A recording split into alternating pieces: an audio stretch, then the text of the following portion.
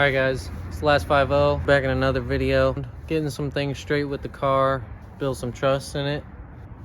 Seem to be having some issues. We'll get into that in a minute. Franco Lombardi 9274, he commented and suggested that we adjust our belt route. We went ahead and took care of that, so we got our water pump turning the right way now. Also, we had to change the pulley just because the belt size that we got wasn't going to work with that pulley, so we went back to the factory pulley. We also changed the alternator pulley. We got really good charging. Before it was like high 12s on the 13s, just not enough.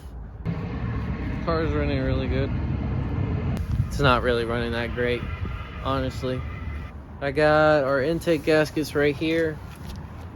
Our head gaskets come in tomorrow. That exhaust gaskets come in too, so we're gonna knock that out here soon, probably this weekend. So with that being said, I checked the connections to the distributor. Everything looked good.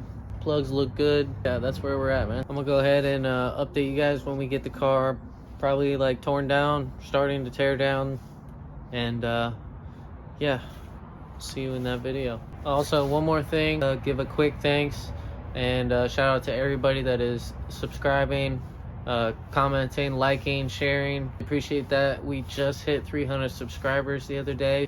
This is awesome, moving things along on the road to 1,000. All the support and help, we appreciate comments like Franco's, all the feedback.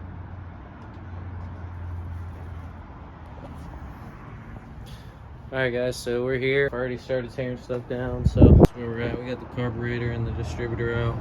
We'll just start with the intake first. We'll get back to you with another clip. Alright, so we got the intake off, and I broke our water neck, so there's our broken water neck. It didn't seem like it was leaking too bad. Maybe that back corner is just from the head gasket, I'm not sure. Do have some little water droplets in here, I don't know if you can see. So yeah, we are definitely mixing some fluids.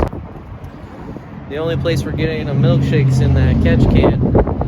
I'm guessing it's from all the coolant steam combined with some oil vapors as well. I'm gonna go ahead and pull these heads off and get to it. Alright, so we got one cylinder head off, and here's the head gasket.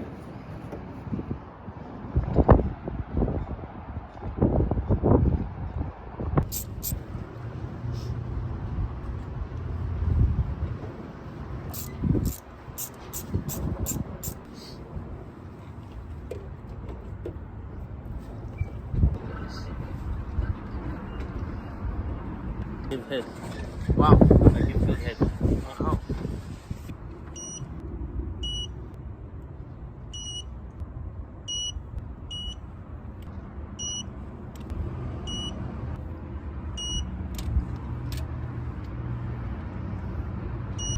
Alright guys, so we're back.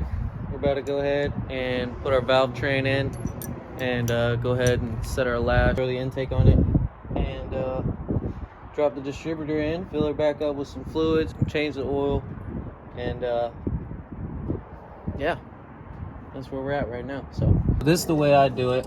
Adjust this nut.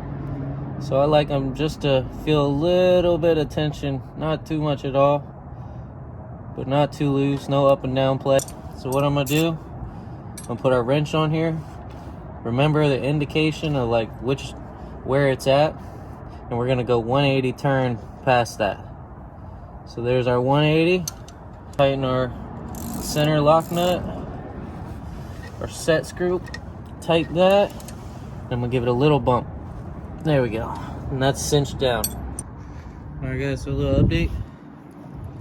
Got the fluids out, valve covers on, intake's on, all of our hoses connected besides this radiator hose.